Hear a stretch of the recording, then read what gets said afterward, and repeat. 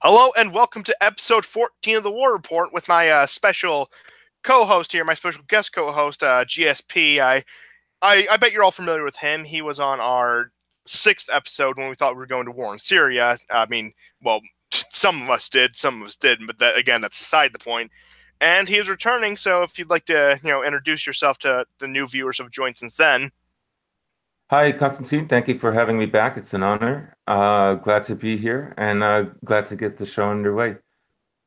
Excellent. So I'm going to actually unfortunately, try to keep today's show a little bit shorter, but we have quite the roster today. We're mainly going to be focusing on the developments around the European Union, but we do have some Middle Eastern and Asian stuff to get in before we can really get into the thick of it. And we do want to cover some of the trade war stuff, mainly for the meme purposes. There's been some funny comments thrown around, but I will get into it. So in Syria, Bashar al-Assad has demanded that U.S. forces leave, and I honestly just think it's hot air because, as we discussed previous episode, Rev and I, things in Syria have really calmed down to the point where even Israel is backing down, and that we're at somewhat of an odd peace agreement. I know, will that hold? Who knows? I'm actually thinking that surprisingly enough, this one will. But you did have some comments you wanted to make on the Kurdish-controlled regions, so I'll let you take the reins on that.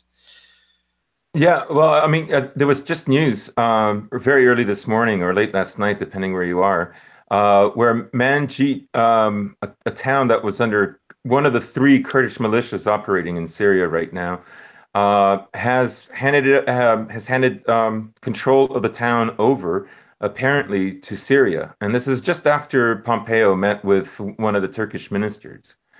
So that's a really big development. But in line with what you were saying, Syria is looking almost a lot more like Ukraine now, like some kind of a semi-frozen conflict A with, phony war, as they um, called it back in the day. yeah, and I mean, America might end up being there for years, maybe even decades. I don't know. Maybe it will be an important bargaining chip later down the road for another event, another geopolitical event that might occur.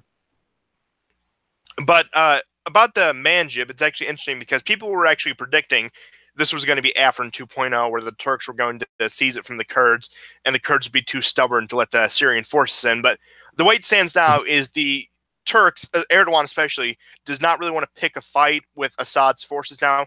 He's, projected before, he's, minced words, but at the end of the day, Erdogan does not want a full-scale war in Syria because that would be, I mean, ultimately, Turkey would win, especially like if, the world powers stood aside, which in this case they might, considering, the position Turkey's in, especially with, their sea trade routes and just their sheer Mhm. size. And I mean, but it would be, again, a devastating losses for Turkey, even if they did go against the Syrian Arab army. But I just did want to cover that briefly because, again, the news in Syria has been slowing down, and I just figured we should briefly touch on that. We won't give you the, nitty gritty details, but over to Iran, while we're in the region. Now, a couple things. First, the most recent development is as of 2 hours ago, Secretary Pompeo came out basically blowing more hot air, talking about, oh, Iran's trying to enrich uranium. They're trying to develop nuclear weapons. The line we've been touting, for years upon end. This is all old news almost. More things change, more they stay the same, if you ask me. But again, a lot of people are going to come out. They're going to blackpill about this. But I can tell you, we've reached this odd, cold peace in the Middle East, especially after the Iraqi elections. With Al Sadir and especially what's happening in Syria. So we're going to clamp down on Iran in economic ways, covert ways, but people need to calm down. So I saw people almost immediately after the announcement freaking out about, oh, war with Iran is imminent, and I'm telling you, it's not going to happen. If it does, I guess you were right, but I don't see it happening. But yeah, news out of the region has actually Yeah, been surprisingly slow. I can say that. mhm. I would agree with you. I mean, I had friends not long after the invasion of Iraq in 2003, predicting Iran was next. I really don't think they can take on Iran.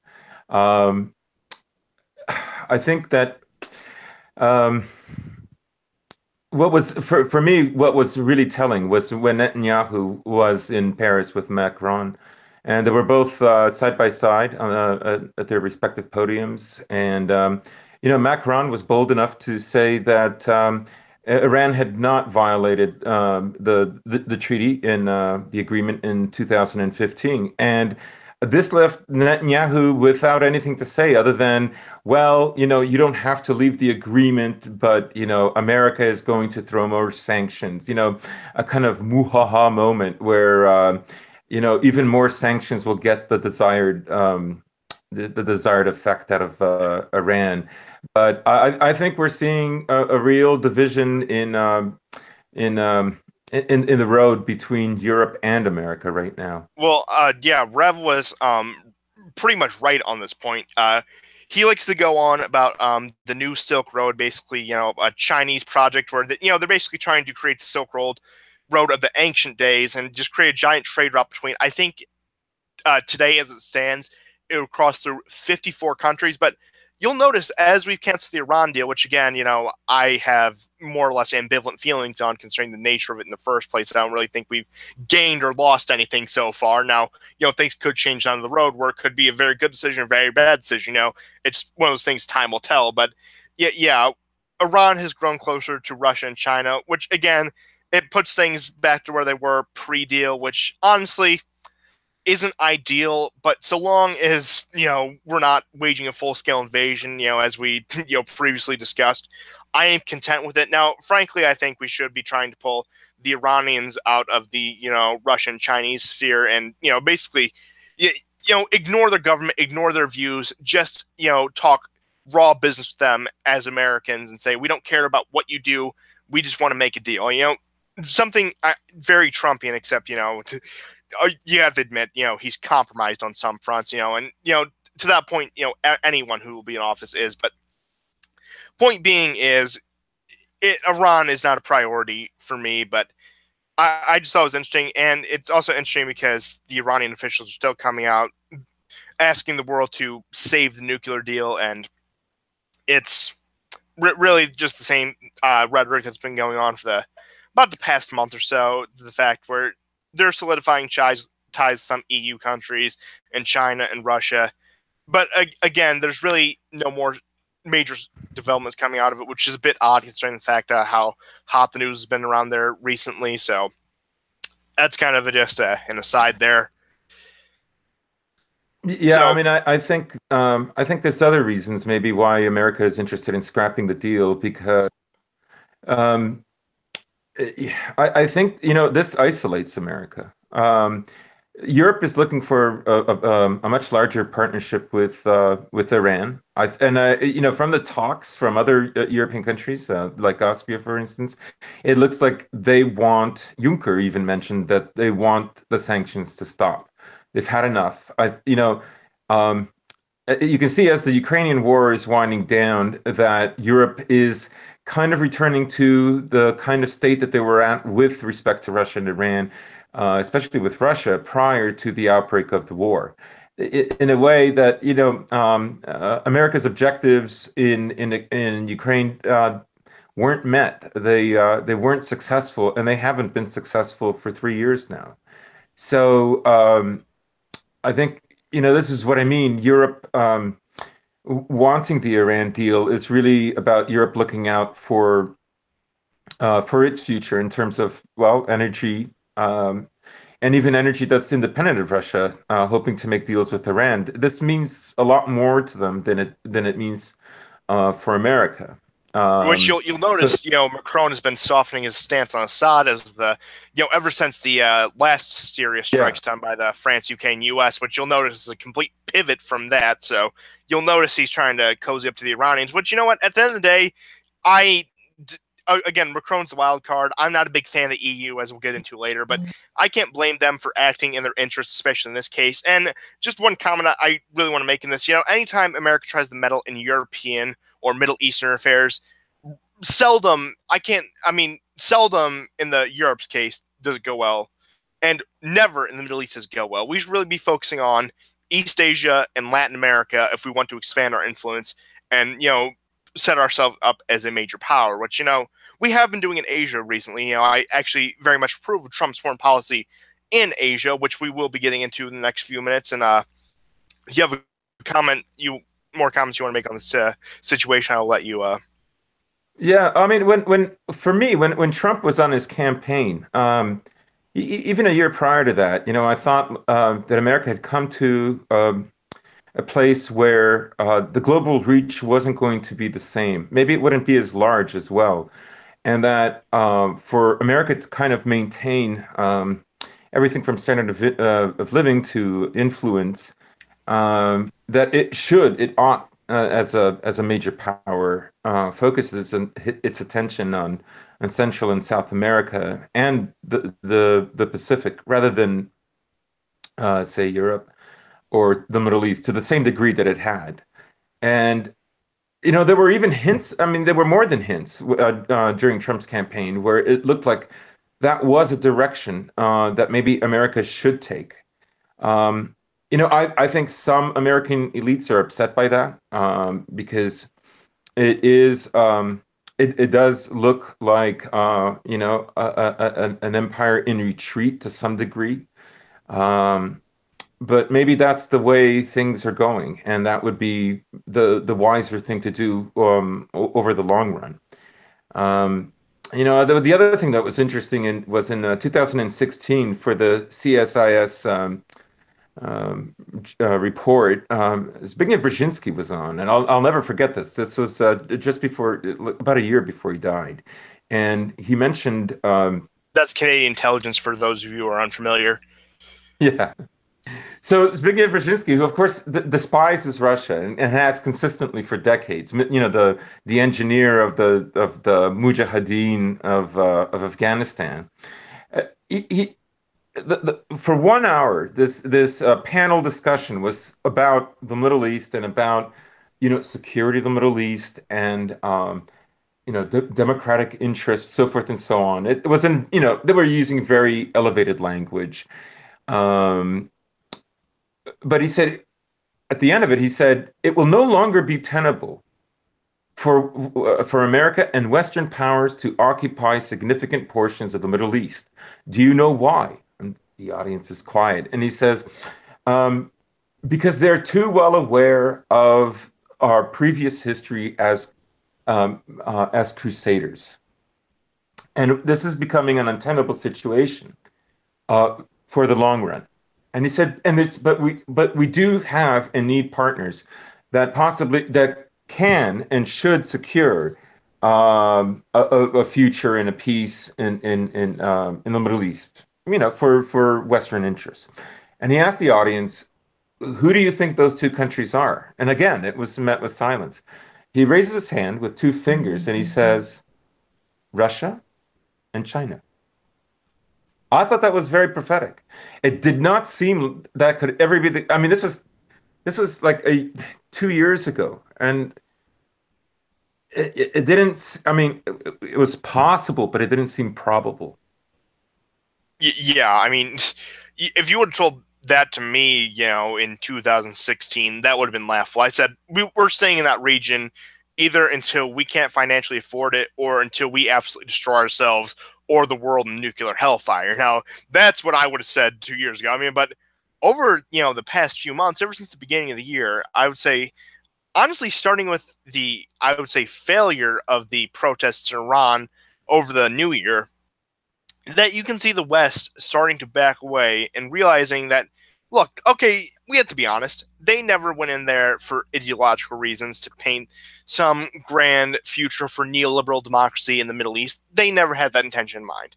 It was for the special interests of foreign countries and companies in the arms industry. So we had to just put that on the table when we're discussing the Middle East at all. I know we're actually backtracking and discussing it now, but again, that's beside the point. But we have to realize, yeah, at the end of the day, we gambled and we lost. Yeah. Now, Yeah. fortunately, we didn't gamble too much because we could have had a lot steeper casualties. Now, of course, I am not saying that the casualties in Iraq or Afghanistan are insignificant by any means, but what I am saying is the fact that we could have embroiled ourselves into a major regional war, and it could have been bloody. It could have been just absolute carnage. Probably the worst war we've had, since heck, probably the end of World War II, if anything. That would probably be the scale it was on, because we got to consider in that case it would have been a conventional war. But what I did want to move on to with your discussion about America's influence in the world is the recent tariff war, quote unquote, against Europe and Canada. Now, a lot of Mhm. people are making a very big deal about this, and these are the detractors from Trump, whether they be on the left or whether they be on the more neoconservative right, the never Trumper types, as they would be called. Now, they're saying Trump is isolating us from our allies. They're saying, oh, protectionism is bad for the economy. Again, those are debates for another day. But what people, in my opinion, are failing to realize is, number one, Trump, again, despite all his faults, he's a good deal maker. He's good at negotiating. He's good at putting pressure on people and hardballing people, when he's not constrained by the powers that be, in which, this is actually one of the cases he isn't. He is basically going to these countries and saying, you have tariffs, you have protections for trade. We don't. We think that's a bit unfair. So, you know what? I mean, he has outright said this, but in a way, he's making this veiled.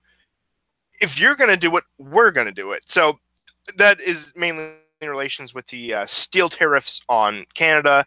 I know he also implemented some luxury imports bans from Germany. Now, this honestly harkens back to Ross Perot, if I'm being honest. And this was before I was even born. Yeah, I'm sure almost all of you have heard Ross Perot's giant sucking sound monologue from the 92 debates, where he's saying, let's go to these countries and say, hey, we'll give you the same deal you give us. And he said, oh, you wouldn't be able to unload your cars on our shores if that was the case.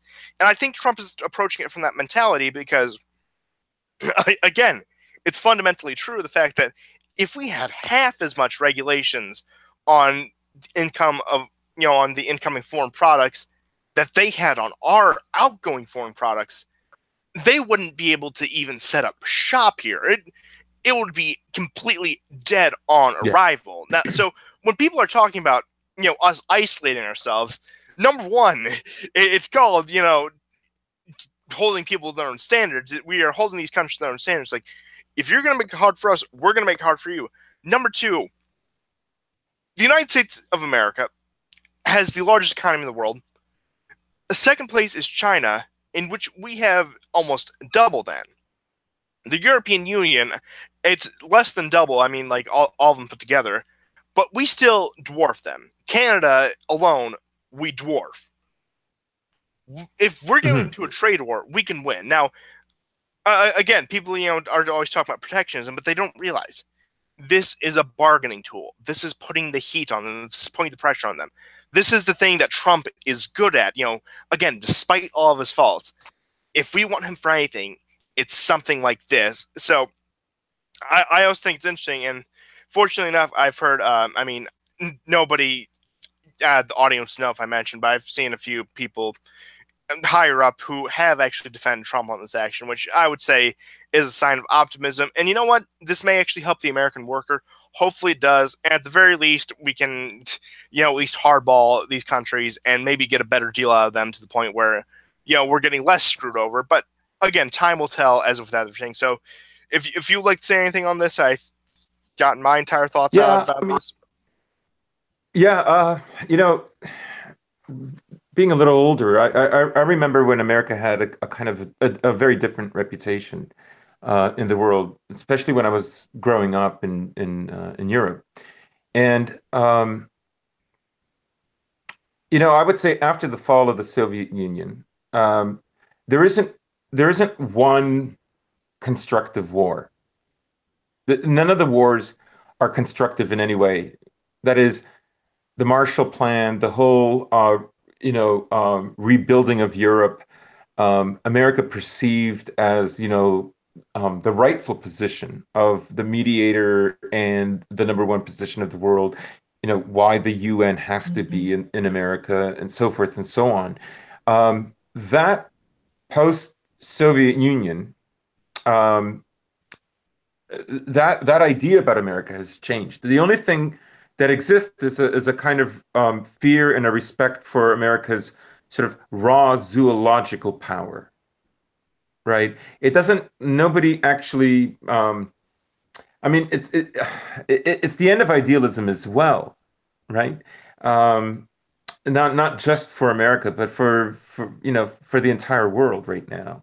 So there is this kind of new epoch that we've shifted into, and it's reflected in the wars, right? So there's nothing constructive that comes out of Afghanistan. There's nothing constructive that comes out of Iraq. There's nothing constructive that came out of Libya.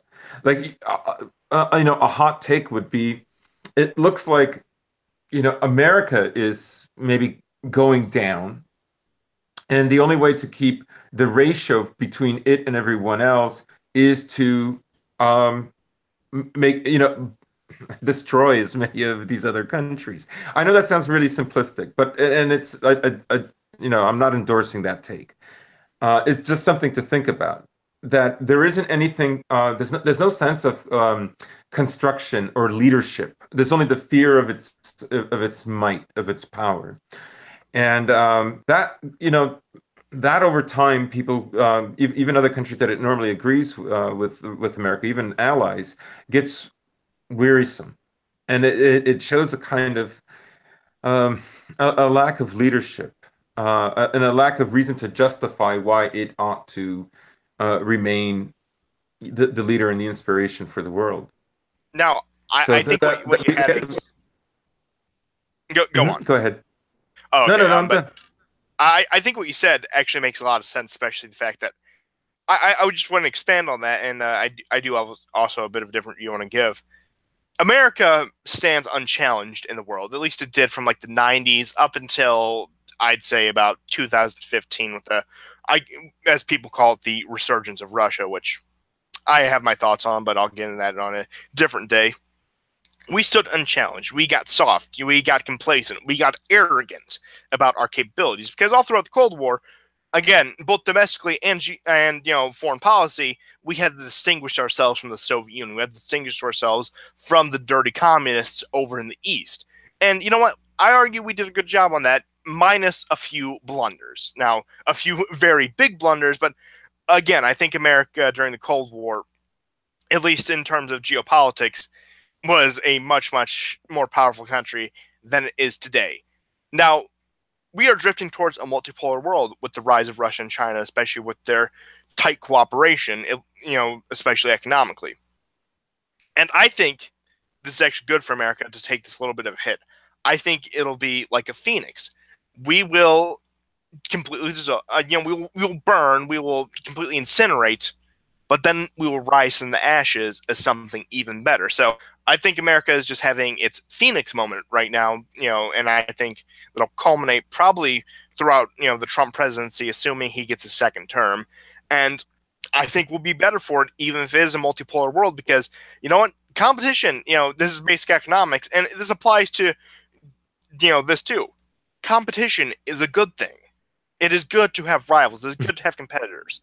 Now, not necessarily like when you're trying to absolutely, destroy each other, but again, if you have an economy in the world comparable to yours, it's good because you have a strive to outcompete them and keep that edge over them. But when you start dominating them, that becomes a problem. Now, that actually is a bit of a neoconservative view that we need a, enemy in the world. But again, I'm not, advocating that we go around, trying to rebuild the entire world. I'm just saying, when there is, something there, somebody watching us, just somebody to keep an eye on, compare yourselves to reasonably, I think that's better for your country. And that's why I kind of welcome the rise of Russia and China. I think it'll be better for America. I mean, remember, we landed on the moon during one of the most tense times of the Cold War. So, yeah, if that doesn't say something to you, I don't know what will. But I do want to move on before I jump into Europe, and if you have any comments on this. No, I would just I would just add when America had to sort of differentiate itself, the presumption was that the Soviet Union offered something as an alternative, and there was propaganda then and there's propaganda now, but but what America did to convince the world is it's entirely different than what it does now. And I would also add, my hot take about the Soviet Union is that during that entire time, America was always there in case the Soviet Union or Russia was faltering with And vice aid. versa. Right. So, I mean, to some extent, a lot of this was an illusion. I'm very sure there were people very invested in it, and we're never really sure how it, maybe how deep it went, or maybe just the nature of geopolitics and about half measures. Um, but I mean, I would say that I remember that rhetoric then. I remember that rhetoric when I was, a little boy in Europe, and I remember when I was a little boy in Canada. And the rhetoric right now, the last 3 years, is far, far worse than it was 30, 40 years ago. Far worse.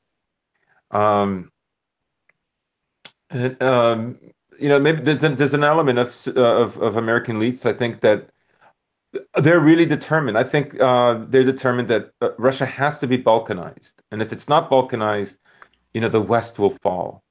There is this kind of um, a thing that the West can't help its obsession with Russia, which easily goes back 200 years. Um, anyhow, that's all I have to say. Yeah, and sure enough, I just think it's funny the contrast. They were one of the first countries to recognize American sovereignty, but now they are the, incarnation of Satan on earth. If you listen to some of the political pundits today, again, I've even used clear on Russia. I don't really see us, as ideal allies, but again, we are ideal to be strategic partners. And again, our interests don't align, but they don't necessarily conflict. And I wouldn't oppose more cooperation with Russia, especially against the more or less rising China, as some would like to term it. But on the topic of China, I know you said you were keeping up more with the East Asian side, especially relating to North Korea and China. So if you want to take the reins on this one. Well, I mean, I actually what I said was I kept I was looking more into what was happening with the Italian election. I did look. I noticed that the meeting between America and North Korea still were a few days Same time, away. same place. Yeah, actually 6 days away at this point. Yeah. I don't know what's going to happen there. I think um, um, I'm not so sure that North Korea is ready. I don't know if that's going to help, but I don't think they're ready yet to disarm. One of the things about the Korean War was North Korea suffered huge casualties. Something like 20% of its population was killed, and it could have been far worse. There were even American generals who were considering just nuking it. And I don't know how. I'm sure that plays a big role in what North Korea does. Perhaps they will be rejoined with South Korea, but I don't see anything dramatically changing in North Korea just yet. I don't because um, um, America is still going to be in South Korea if North and South Korea join, just as they are in Germany. Yeah, I definitely agree. But on the topic of the talks, I am not surprised that they are back on because the nature of Trump backing out and everything, it showed as a bluff. Because at the end of the day, North Korea needed these talks more than the U.S. needed these talks with North Korea. Now, I see these talks as more of just a kind of a dog and pony show where it's like, oh, it's so great to see you. Oh, it's so great to see you. Where really it's more about reconciliation, shaking hands, big smiles on the face. You know the drill, especially with politicians. But denuclearization, North Korea has said they're being willing to denuclearize. It means a very different thing to the North Koreans, and it means a very different thing to the West. To the West, it means he's just going to give up his nukes, hold hands with us, and, everything's going to be peachy keen. Now, to him, it means I'm going to gradually denuclearize while keep on side-eyeing the West, turning to China to make sure I will be under their protection, to make sure, I don't suffer the same fate as Muammar Gaddafi. Now, I say if there's going to be denuclearization, it's going to follow that path.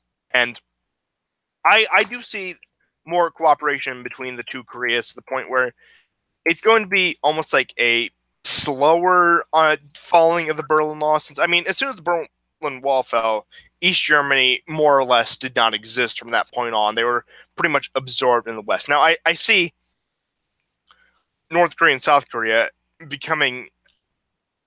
I don't really know how to describe it, but it's going to be an odd situation where they're still independent sovereign states, but they recognize each other, but they're sovereign, but the goal of both will still be to reunite the peninsula. Now, I have theorized in the past that if there's going to be a reunification, it's going to be on the South just by sheer economic power, the fact that the North Koreans cannot sustain themselves. But there still is going to be a big political and cultural divide if that happens. And you know what?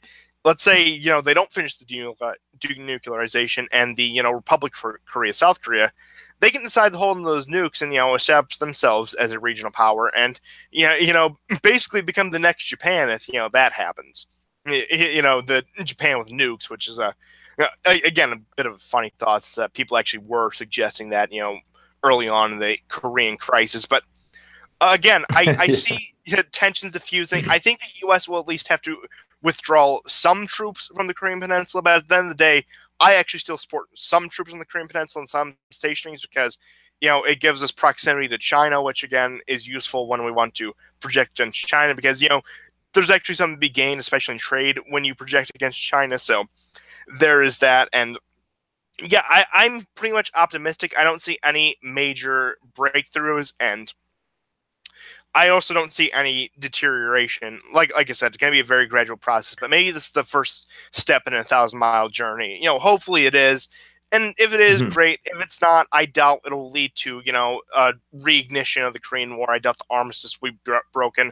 We'll probably be back in the same case. My prediction for worst case scenario is North Korea reverts to being a Chinese puppet state. But that's all I have for Asia, and I really want to, as I've titled the episode, get into talks about the European Union, especially Italy and Slovenia. Now, things have been going great for them, especially for us anti-globalists here. At least I would consider myself one. And the Yeah, same. Italians finally formed government, and they formed under the leadership of the Five Star Movement in cooperation with Lega Nord. They're the junior partner in this union. And the new prime minister is Giuseppe Conte. Now, he's more or less the standard politician. He's been working in the party. He's a former lawyer, no surprise. I mean, find me a politician that isn't, 99% of them are worldwide. And he's 53 years old, so he's on the younger side, especially when it comes to, heads of state and heads of government. So I suppose that is a good thing, but the Italians have been threatening to leave the euro. Now, Greece did the same thing, and it's actually interesting. So I was reading in some articles the fact that the European Union is afraid of a repeat with Greece because, Italy isn't in the best economic situation. Granted, that's to be expected when, the European Union completely plunders your economy and labor force. But again, that's aside the point. And they're afraid they're going to create another black hole of debt out of Italy if they try to, maneuver around them when it comes to especially the euro. So things are looking up for them, and so like I said, Juncker is actually looking to offer in his terms an olive branch and saying the EU won't meddle in Italian affairs. Now this is right after they were trying to completely delegitimize the results of the Italian election, but again, that's aside the point. Now, if you have any thoughts on that, I'm going to pull up a few more specific articles on that right here. So if you want to entertain the audience while I do that. Sure. Although these two parties seem unlikely to join, I think they're going to have a good union, and maybe for the foreseeable future as well. Um, you know, I remember Italy already had something like over 25% unemployment rate long, and this was before the migrant crisis occurred in 2015. So you have to wonder how much they can take. I think Brussels denying the results of the Italian election is in the long run it's going to work against Brussels and against the power structure of the West. Um, I think the Italians are only going to be able to take so much, and they already have a lesson in front of them with Greece. Um, I don't think they want to become like another Greece. I think they're going to be wiser, seeing where Greece is now after the economic crisis that occurred there, which they're still embroiled in. Italy is better off than Greece, but Italy could end up in a very dire situation. And we shouldn't forget, that I've heard out there from whistleblowers, as it were, that when Berlusconi was in power and when he became a threat to the EU back in 2011, that Italian bonds were overspread to weaken the economy. So it's not just outright denying the vote results. Um, they have other means of trying to keep the EU intact. I mean, I agree with you. It's a very, very complex situation. Um, I've often joked that, America was the first and maybe will be the last successful EU, because in a way, the Americanization of Europe and trying to create this super state of all sorts of various different kinds of people is really, an American lesson. And even in the American lesson isn't itself going that well right now.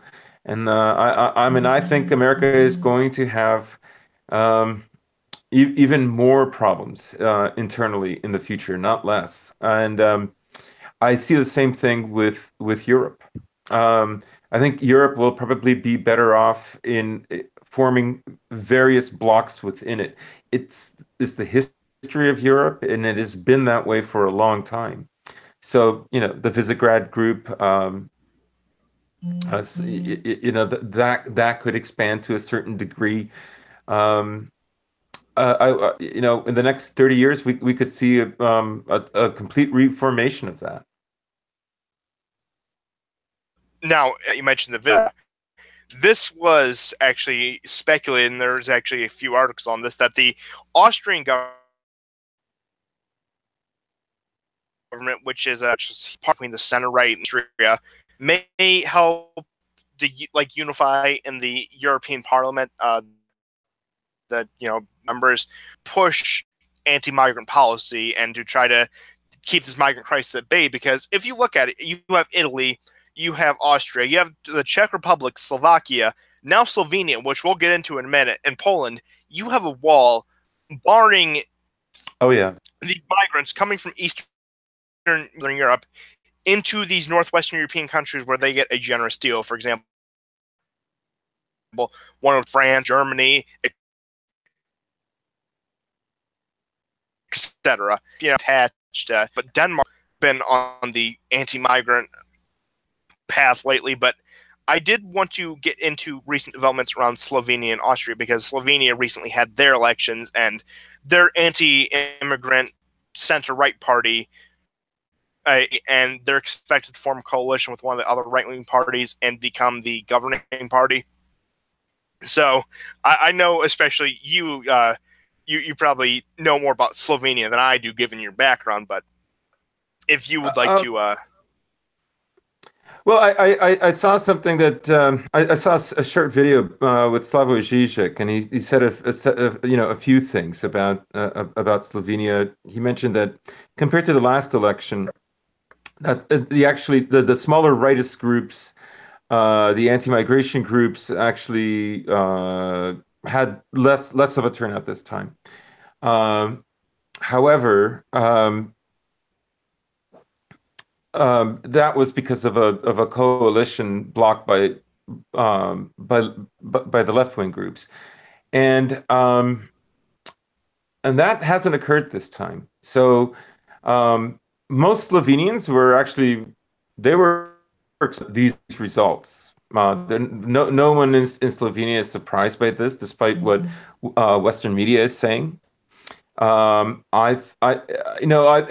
Slovenians, having been born and lived part of my life, my early life in Yugoslavia. Uh, my sense was that the Slovenians always looked at themselves as like a Central European country that got stuck in the Balkans. But every former Balkan country in Yugoslavia is like that. You know, it's like that Slavoj Žižek video with him on the bridge. On this side is Europe, on the other side is Oriental despotism, so forth and so on. So, Yeah. but Slovenians do have a different temperament, and I think they would be very warm to to belonging in the Visegrad group. They were once part of the Austro-Hungarian Empire. Like I say, they have a slightly different temperament than other Yugoslavs. Uh, and it doesn't hurt having Austria, which has a right of center government at the moment.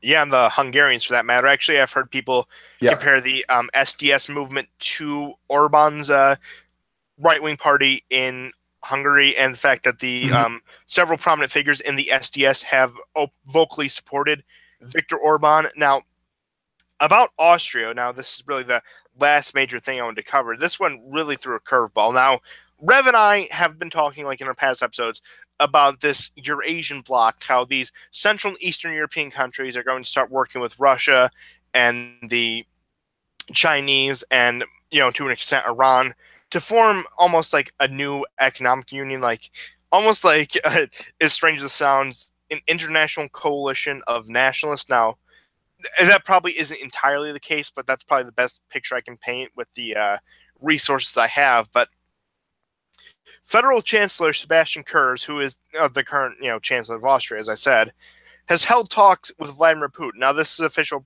press release from the Yeah. Kremlin, and I thought that was interesting because they discussed a number of bilateral documents, basically signing, basically the standard agreements, on economic cooperation, and basically, oh, we're here, we, smiled and shook hands and everything like that. But I think it's funny because you'll notice with some of these nationalist parties, especially in Europe, they still have a bad taste in their mouths about the Russians, especially after the Cold War and the Soviet Yeah. Union. And you're seeing, 25, 30 years on, they're kind of leaving that behind. And, this is interesting because we also got to remember, late 19th century, Russia and the Austro-Hungarians were very strong allies up until the First World War. So, old alliances are coming to the forefront all over the world, I would say, for that matter.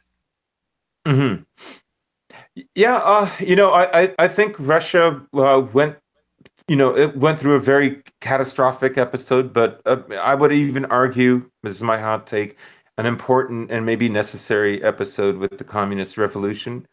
Um, one of the hottest Spengler takes about Russia and the Communist Revolution was that uh, the Communist Revolution was co-opted by the Russians in order to push the West back. And there's a truth in that. But that has happened. That's come and gone, and that ideology is no longer there. Um, I think Russia is aware that Central and Eastern European countries, in the Visegrad Group in particular, but also in the Balkans, are becoming increasingly uneasy about the EU, whether it's the migrant crisis, whether it's, for lack of a better term, the gay disco, whatever it is, they're becoming more and more uncomfortable with the direction that the West is going. Basically, it's going in a nihilistic direction. I mean, you And have the West, which is honestly become neoliberal and globalistic. Now, I know Russia has its problems and doesn't probably seem like the most upright Christian nation, but they've still done something to establish themselves, saying we are an Orthodox Christian nation. We will stand for that despite our flaws, and we will stand with people who share our values and beliefs worldwide. And, despite a lot of these central and especially Italy, which is more Western Europe, but they found their way into this block.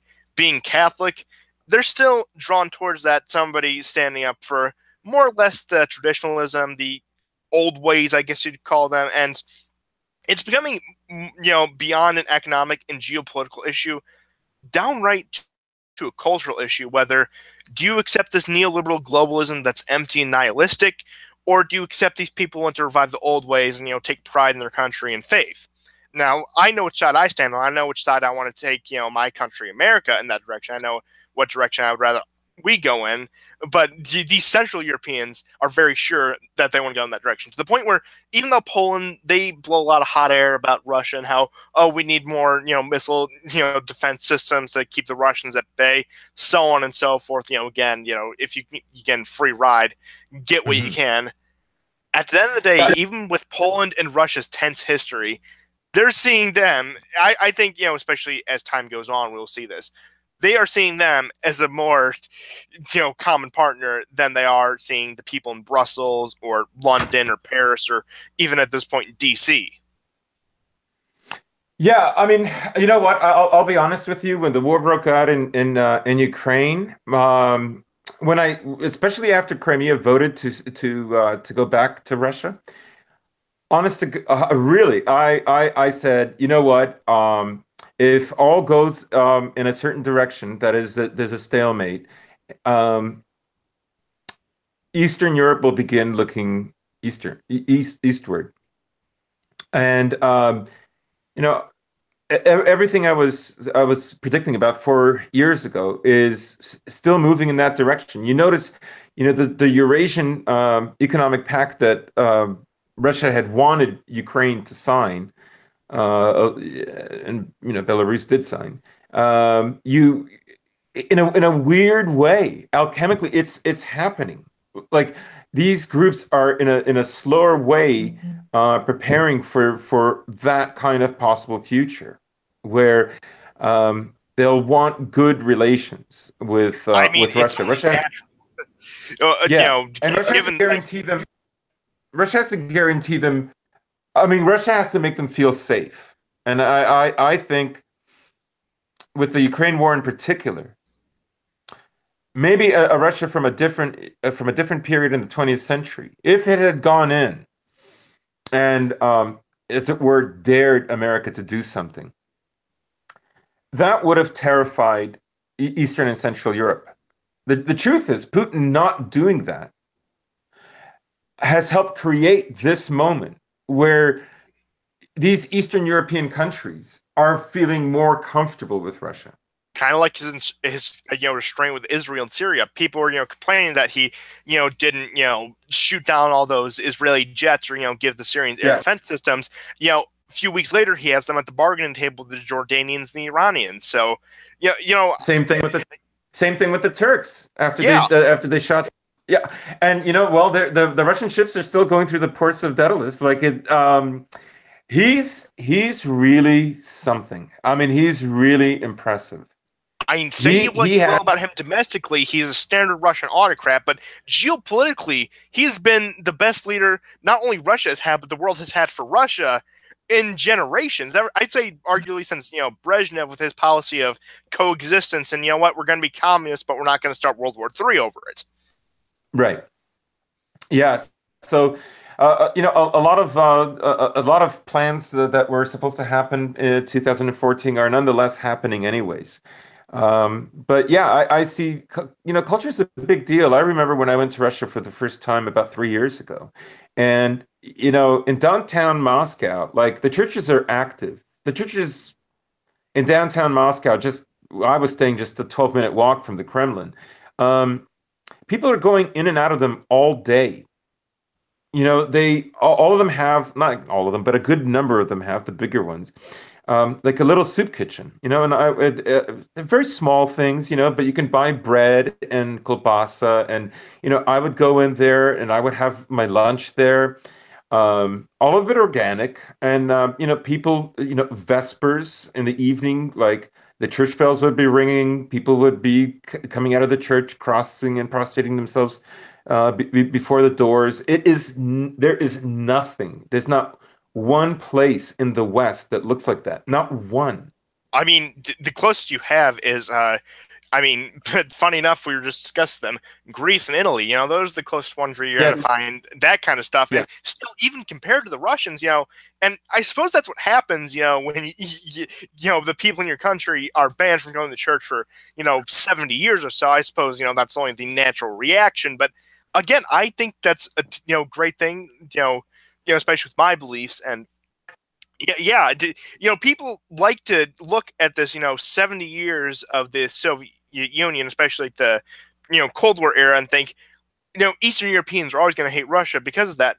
But they forget of the, centuries of history before that, the common culture, and, especially with the other Slavic peoples, the common language, and, especially Russia's various wars against Turkey and its proxies in the Balkans throughout the 18th and 19th centuries, were the fact that they almost, I would say, they played a big part in liberating the Orthodox world, guaranteeing Serbia's existence, which of course led to World War I. But again, bygones will be bygones.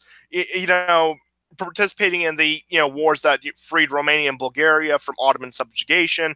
Unfortunately, they never retook Constantinople, but I mean, they almost did, but one day. Oh well, one day. it did. Yeah, one day. But yeah, people are way too eager to look at this past century, while ignoring the ones before that, and they're thinking, oh, Russia, has no future in Eastern Europe. That'll never happen. But it's almost 30 years on, it's gradually starting to happen again. I think over the next decade or so, we're gonna see almost a new iron curtain between old and new Europe, as I like to call it, the ones who want to cling to the older ways and the ones who want to devolve into the, this weird neoliberal globalism, which is fortunately enough even dying in the West, even here in America. I mean, say what you will about Trump, but just him being elected is a symbol of that.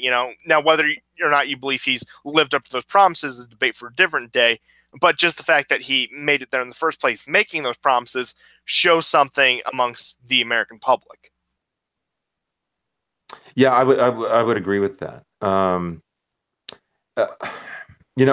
honestly don't know how. I mean, you and I are both on Twitter. We see the kind of absolute degeneracy that makes itself heard and seen. I honestly don't know how it even, like, how can this culture even go on, but it does. Well, it's funny because there's those like very strong pockets of right wing and religious Twitter, which I have to say, great job, guys. If I don't know if you listen to this kind of content or not, but if you're listening, great job, keep it up. But again, I'll try to keep my personal views out of my geopolitical analysis as much as possible. But I'm commenting on this, for anyone who would try to detract this, as the difference between culture, how they play into this. So before you start trying to jump down my throat before going on a tangent, I'm going to put that out there. Yeah. You're right in that we should separate the two when we can, and yeah. But again, I'm addressing this purely from the historical and cultural ties that play into modern politics. Right. Yeah. I mean, I think that's what I think that's what Putin is doing. I think he sees a reintegration. I think he sees a Russia prior to the Soviet Union integrated into, large parts of Eastern Europe, but it won't be the kind of Eastern Europe that we saw 150 years ago. Many of these small countries were part of the Austro-Hungarian Empire, were part of Germany. Part of the Ottoman Empire. They exist, yeah, or the Ottoman Empire, and so they also have a consciousness now of being nations and being distinct. So, and I think Russia recognizes that. We can look at the communist era as an era that came very suddenly after these nations got their nationhood. But those nationhoods now are very well established, and I think Putin in particular realizes that, and is this is why he's being so patient, Yeah, and I think it's been and maybe proven at this he's. point. But he I really mean, is the new czar. He is returning Russia to its position in the multipolar world, where it's the bastion of the East. Basically, the successor to the Byzantines, which I would argue even still today they behave that way, especially with their relationship with Greece and everything. Whereas, yeah, I think he's really set himself up. He's been ingenious about this, setting himself up for the multipolar world. And if you have any finishing thoughts, you can make it. But I'm going to close out in a couple minutes because my mic is faltering a bit, and we have sure. reached about our hour or so. So, if you have any closing statements you would like to make. Yeah, closing statements. I would say that generally, geopolitically, things are moving in a better direction. I think the it's unfortunate what happened in Italy with the vote, but I think ultimately It gave them fervor. that will prove. Yeah, I mean, in the long run, it will be positive. Syria is winding down. Um, North Korea's, it's tense, but it's stable. Things are generally moving in the right direction. There's even Syrian migrants who are, sorry, refugees who have already begun returning, and and that's great to see. Yeah, so I would say overall things are very positive, generally very good news geopolitically speaking. Yeah, and just my closing statements, I want to say, I think it's a bit funny, that 2 months ago we thought, we were facing the end of the days and the nuclear apocalypse. At least I did. But now we're talking about how much the geopolitical situation has improved, which shows how really volatile these things are. Maybe 2 months from now, I'll, feel the same way I did back in April. But ultimately, I'm going to close the show out feeling very optimistic. Hopefully, next week will remain the same, and I know you'll be returning next week to fill the place of our great Rev, and he appreciates that. I appreciate that. I know you like the show. We like you on the show. Feel free to show up whenever you want. And for all you out there in the audience, thank you for listening. Like, share, send it around. YouTube has been throttling political content again, so if you want to help this channel out, there's that, and just personal shilling. I have my own personal Patreon if you want to throw a few bucks my way. And, I can't make any promises, but I'll say I'll use them to improve the operation around here. Maybe get a better mic or so. Maybe try to make this into a more professional show that isn't just on Google Hangouts. But thank you all for tuning in. Like I said, like, share, all that good stuff. And goodbye. Thank you very much.